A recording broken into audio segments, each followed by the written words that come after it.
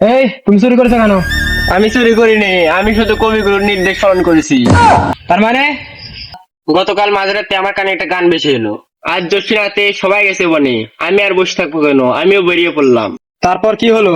উদাস মনে হাঁটতেছি, হঠাৎ একটি বাড়ি থেকে আওয়াজ এলো, এসো এসো আমার বাড়ি, এসো এসো।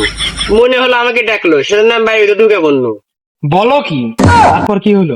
ঘরে ঢুকেই শুনলাম ঘরে ভ্রমণ এলো গুনগুনি। ভাবলাম আমাকে স্বাগত জানাচ্ছে। এবার শুনতে পেলাম উজাড় করে লও হয়ে আমার যা কিছু সম্বল। কবিগুরুর আদেশ ক্রমে যা কিছু ঘরে ছিল সব এক জায়গায় বেঁধে ফেলেছি। সকল কানে বেশি এলো, আজই দক্ষিণ দুয়ার খোলা। সকল বের হয়ে এলাম, তখন আমাকে পুলিশে ধরলো। ঠিক আছে, তোমাকে 3 বছরের কারাদণ্ড দেওয়া হলো। এই বিষয়ে তোমার কবিগুরু কিছু কি বলেছেন? এ পথে গেছি বারে বার, ভুলিনি তো একবারও। তখন তুমি জেলে থাকবে, তখন তোমার কবিগুরুকে কি বলবে? ভেঙে মোর ঘরে যাবি, নিয়ে যাবে কে আমারে?